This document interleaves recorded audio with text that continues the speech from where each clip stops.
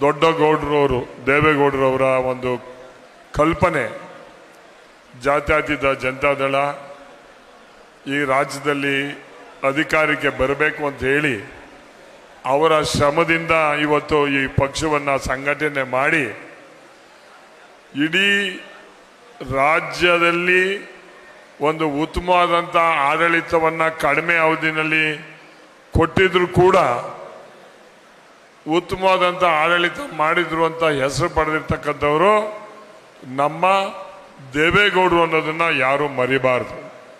ಜೊತೆಗೆ ಇವತ್ತು ನಮ್ಮ ರಾಜ್ಯದಲ್ಲಿ ಮುಂದೆ ಆಗ್ತಾರೋ ಬಿಡ್ತಾರೋ ಗೊತ್ತಿಲ್ಲ, ರೈತನ ಮಗನಾಗಿ ಕರ್ನಾಟಕದಿಂದ ಪ್ರಧಾನಮಂತ್ರಿಯಾಗಿ ಆಗಿ ಹಲವಾರು ಸಮಸ್ಯೆಗಳನ್ನು ಇದು ಮಾಡಿರ್ತಕ್ಕಂಥವ್ರು ನಮ್ಮ ದೇವೇಗೌಡರು ಅನ್ನೋದನ್ನು ನಾವ್ಯಾರೂ ಮರಿಬಾರ್ದು. ಅದ್ರ ಜೊತೆಗೆ ಕುಮಾರಸ್ವಾಮಿ ಅವರು ಇವತ್ತು ಮನೆ ಮಾತಾಗಿದ್ದಾರೆ. ರೈತಾಪಿ ವರ್ಗದವರಿಗೆ ಅವರು ಸಿಕ್ಕಂಥ ಅವಕಾಶದಲ್ಲಿ ಅತಿ ಹೆಚ್ಚು ಸಾಲವನ್ನು ಮಾಡಿದಂಥ ಯಾರು ಮುಖ್ಯಮಂತ್ರಿಯವರು ಇದ್ದರೆ ಅದು ಕುಮಾರಸ್ವಾಮಿ ಅವರು ಅನ್ನೋದನ್ನು ಯಾರೂ ಮರೆಯಾಗಿಲ್ಲ. ಯಾರೇ ರಾಜಕಾರಣಿ ಆಗಿರಲಿ ದೂರದೃಷ್ಟಿ ಇರ್ತಕ್ಕಂಥ ರಾಜಕಾರಣಿಗಳಾಗಬೇಕು. ಸಮಸ್ಯೆಗಳನ್ನು ಬಗೆಹರಿಸಬೇಕು, ಏನು ಸಮಸ್ಯೆ ಇದೆ ಅಂತ ತಿಳ್ಕೊಳ್ತಕ್ಕಂಥದ್ದು ಆಗಬೇಕು. ಅಧಿಕಾರ ಶಾಶ್ವತವಲ್ಲ, ನಾವು ಶಾಶ್ವತವಲ್ಲ. ನಾವಿದ್ದಾಗ ರಾಜ್ಯಕ್ಕೆ ಏನು ಮಾಡೋಗಿರ್ತೀವಿ ಅದು ಶಾಶ್ವತವಾಗಿ ಉಳಿತದೆ ಅನ್ನೋದ್ರಲ್ಲಿ ಹೆಚ್ಚಿನ ಒಂದು ಹೆಸರನ್ನ ಮಾಡಿರ್ತಕ್ಕಂಥ ಯಾರು ಮುಖ್ಯಮಂತ್ರಿ ಇದ್ದರೆ ಅದು ಕುಮಾರಸ್ವಾಮಿ ಅವರು ಅನ್ನೋದನ್ನು ನಾವು ಎಲ್ಲರೂ ನೆನಪು ಮಾಡಲೇಬೇಕು.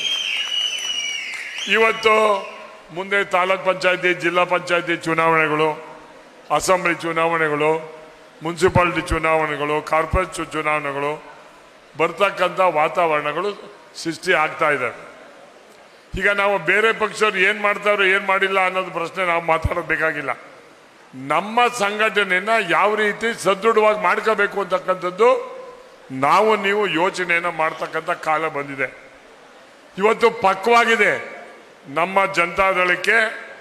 ಇವತ್ತು ಇಡೀ ಕರ್ನಾಟಕ ರಾಜ್ಯದಲ್ಲಿ, ಅದು ಕೂಡ ನಮ್ಮ ಹಳೆ ಮೈಸೂರು ಭಾಗದಲ್ಲಿ ಇವತ್ತು ತಪ್ಪು ಮಾಡಿಕೊಂಡು ಅಂತಕ್ಕಂಥದ್ದು ಅರಿವು ಮತದಾರರಿಗೆ ಬಂದಿದೆ ಅಂತಕ್ಕಂಥದ್ದನ್ನು ನಾನು ಗಡ್ಡಾಘೋಷವಾಗಿ ಹೇಳೋದಕ್ಕೆ ಇಚ್ಛೆ ಪಡ್ತೀನಿ. ಇವತ್ತು ನೀವೆಲ್ಲ ಮನಸ್ಸು ಮಾಡಿ ಚುನಾವಣೆ ದಿವಸ ನೀವು ಪಕ್ಷವನ್ನು ಸಂಘಟನೆ ಮಾಡೋಕ್ಕಾಗಲ್ಲ. ಈಗ ನಿಮ್ಮ ಜವಾಬ್ದಾರಿ ಏನು ಅಂದರೆ ಇವತ್ತಿನಿಂದಲೇ ಈಗಾಗಲೇ ಜನರೊಂದಿಗೆ ಜನತಾದಳ ಅಂತ ಹೇಳಿ ಒಂದು ಸ್ಲೋಗನನ್ನು ಮಾಡಿ ಒಂದು JDS ಪಕ್ಷದ ಸದಸ್ಯ ಆಗೋದಕ್ಕೆ ಒಂದು ನೋಂದಣಿಯ ಮೊಬೈಲ್ ನಂಬರನ್ನು ಕೂಡ ಕೊಟ್ಟಿರ್ತಕ್ಕಂಥದ್ದನ್ನು ನಾವು ನೋಡ್ತಾ ಇದ್ದೀವಿ. ಬಹುಶಃ ಈಗಾಗಲೇ ನಾವು ಯಾರು ಭಾಷಣ ಮಾಡೋಕ್ಕಿಂತ ಮುಂಚೆ ಎಲ್ಲ ಆಗಲೇ ಮಾಡ್ಕೊಂಡಿದ್ದೀವಿ ಅಂತಕ್ಕಂಥದ್ದು ನನಗೆ ಗೊತ್ತಿದೆ. ಆದರೂ ಕೂಡ ಒಂದು ಮತ್ತೆ ಪುನರುಚ್ಛಿಸ್ತಾ ಇದ್ದೀನಿ, ನೀವು ಇವತ್ತು ಒಂದು ಮೆಸೇಜ್ ಆಗಬೇಕು. ಅತಿ ಹೆಚ್ಚು ನೋಂದಾವಣಿಯನ್ನು ಚಿಕ್ಕಬಳ್ಳಾಪುರ ಜಿಲ್ಲೆಯಲ್ಲಿ ಮಾಡ್ತಕ್ಕಂಥದ್ದು ಆಗಬೇಕು. ಇಲ್ಲಿ ಬೇರೆಯವರಿಗೆ ನಿಮಗೆ ಆಶ್ಚರ್ಯ ಆಗ್ಬೋದು, ನಾನು 86 kg ಇದ್ದವಳು 71 kg ಬಂದಿದ್ದೀನಿ. ವಯಸ್ಸಾದ್ಮೇಲೆ ಸ್ಮಾರ್ಟ್ ಆಗಿ ಕಾಣ್ತೀರ ಅಂದ್ರೆ ಜಿನ್ನಿ. 126 kg ವೇಟ್ ಇದ್ದು ನಾವು ಈಗ 114 kg ಲೆಕ್ಕ ಬಂದಿದ್ದೀವಿ. ಯಾವುದೇ ಸೈಡ್ ಎಫೆಕ್ಟ್ ಆಗಿಲ್ಲ. 84ರಿಂದ 50 kg ಬಂದೆ, ಆಮೇಲೂ ಸಣ್ಣಗೆ ಫಿಟ್ ಆಗಿದ್ದೀನಿ. ಅದಕ್ಕೆ ನಾನು ಯೂಸ್ ಮಾಡ್ತಾ ಇರೋದು ಜೀನಿ ಸ್ಲಿಮ್. 84ರಿಂದ 50 kg ಬಂದೆ, ಆಮೇಲೂ ಸಣ್ಣಗೆ ಫಿಟ್ ಆಗಿದ್ದೀನಿ. ಅದಕ್ಕೆ ನಾನು ಯೂಸ್ ಮಾಡ್ತಾ ಇರೋದು ಜೀನಿ ಸ್ಲಿಮ್. ಸಣ್ಣ ಆಗಕ್ಕೆ ಜೀನಿ ಸ್ಲಿಮ್ ಯೂಸ್ ಮಾಡದೆ ಹೆಲ್ದಿನೂ ಅದೇ. ನೀವು ಸಣ್ಣ ಆಗ್ಬೇಕಾ, ಹೆಲ್ದಿ ಆಗ್ಬೇಕಾ? ಹಾಗಿದ್ರೆ ಜೀನಿ ಸ್ಲಿಮ್ ಯೂಸ್ ಮಾಡಿ. ಹೇ, ಸಣ್ಣ ಆಗೋದಕ್ಕೆ ಯಾವುದೋ ಪ್ರಾಡಕ್ಟ್ ಹೇಳ್ತಾ ಇದ್ದಾಳೆ, ಏನಾದರೂ ಸೈಡ್ ಎಫೆಕ್ಟ್ಸ್ ಇದೆ ಅಂತ ಯೋಚನೆ ಮಾಡ್ತಾ ಇದ್ದೀರಾ? ಖಂಡಿತ ಇಲ್ಲ, ಯಾಕಂದ್ರೆ ಇದು ಕೆಮಿಕಲ್ ಫ್ರೀ. ಸಣ್ಣ ಆಗಬೇಕು ಅಂದರೆ ಜೀನಿ ಸ್ಲಿಮ್ ಯೂಸ್ ಮಾಡಿ. ಹೆಚ್ಚಿನ ಮಾಹಿತಿಗೆ ಕೆಳಗೆ ಡಿಸ್ಪ್ಲೇ ಆಗ್ತಿರೋ ನಂಬರ್ಗೆ ಕಾಲ್ ಮಾಡಿ.